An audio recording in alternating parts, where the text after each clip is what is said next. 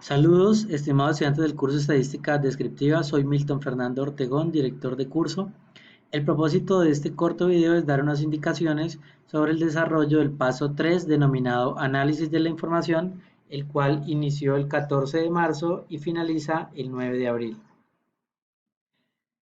Para este paso 3 vamos a seguir trabajando con la misma problemática que trabajamos en los periodos anteriores, es decir, cuáles son los factores que influyen en la accidentalidad de vehículos y el grado de muertes asociadas a los accidentes de tránsito en Colombia. Las temáticas que vamos a abordar en este paso 3 son las medidas estadísticas univariantes. Vamos a trabajar única y exclusivamente con variables cuantitativas y vamos a determinar las medidas de tendencia central, de posición, de dispersión y también las de simetría y apuntamiento con el propósito de calcular las medidas, pero además sacar conclusiones a partir de nuestra problemática. Para abordar un poco lo que son las medidas estadísticas univariantes, es importante que ustedes se documenten sobre ese tipo de medidas. Este mapa conceptual nos permite determinar que las medidas univariantes se clasifican en medidas de tendencia central, que digamos son las más conocidas. Entre ellas se encuentran la media, la mediana y la moda. También hay medidas de posición, que son los cuartiles, deciles y percentiles. Las medidas de dispersión, que lo que pretenden determinar es qué tan dispersos se encuentran los datos, y las medidas de asimetría y apuntamiento que miden cómo se distribuyen los datos. Para este paso 3 vamos a seguir trabajando con la misma base de datos que se encuentra en el foro del paso 2, en donde aparecen variables como el nombre del departamento, la tasa de fallecidos, los peatones, etc. Aquí es importante que tengamos en cuenta qué variables vamos a trabajar en este paso, teniendo en cuenta que hay variables que solo son informativas, como el municipio, el código del municipio, es decir, esas variables no nos van a dar mucha información sobre nuestra problemática, entonces es mejor trabajar con variables que sean mucho más dicientes.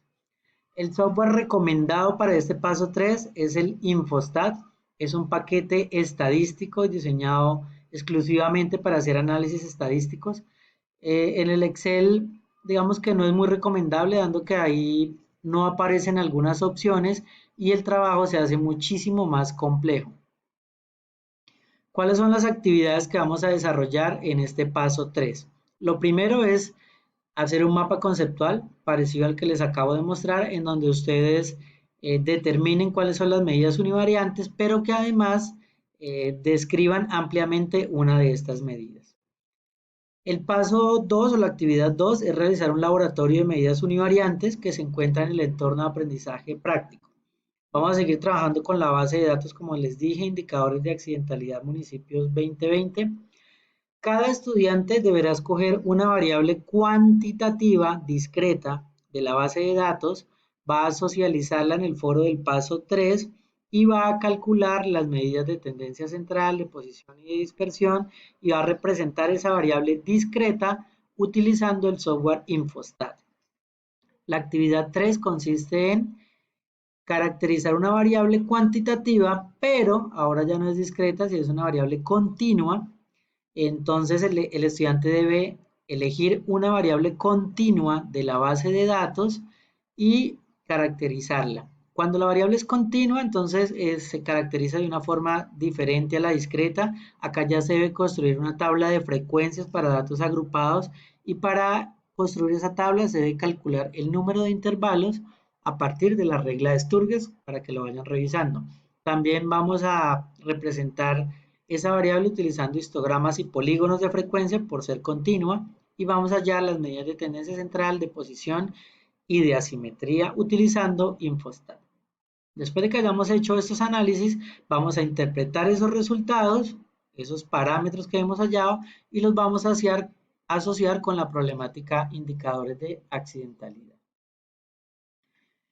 La actividad 4 es consolidar el mapa mental, la caracterización de la variable discreta y la caracterización de la variable continua en un archivo en Word llamado informe descriptivo. ¿Por qué se llama informe descriptivo? Porque este informe nos va a permitir describir es entrar en detalles la problemática que estamos estudiando. Entonces vamos a hablar mucho más de esos factores que influyen en la accidentalidad, pero ahora vamos a utilizar las medidas univariantes de tendencia central. Por tal razón, entre más tablas, gráficos y medidas utilicemos, mucho mejor.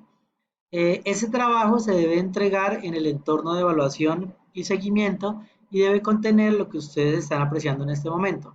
Una portada, tabla de contenido, introducción, justificación, unos objetivos, el mapa mental y los cálculos de las medidas de discreta y continua, esos análisis. Finalmente, unas conclusiones que den respuesta a los objetivos que se propusieron al principio y unas referencias bibliográficas.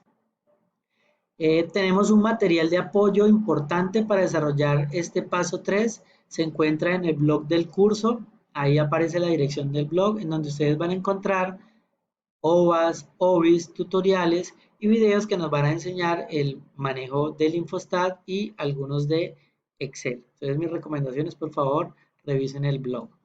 Lo que ustedes están viendo en este momento son pantallazos del software Infostat, que la idea es que trabajemos de esta manera. Entonces, básicamente, esto es en resumen lo que vamos a trabajar en este paso 3.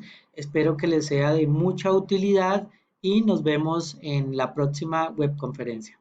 Feliz día.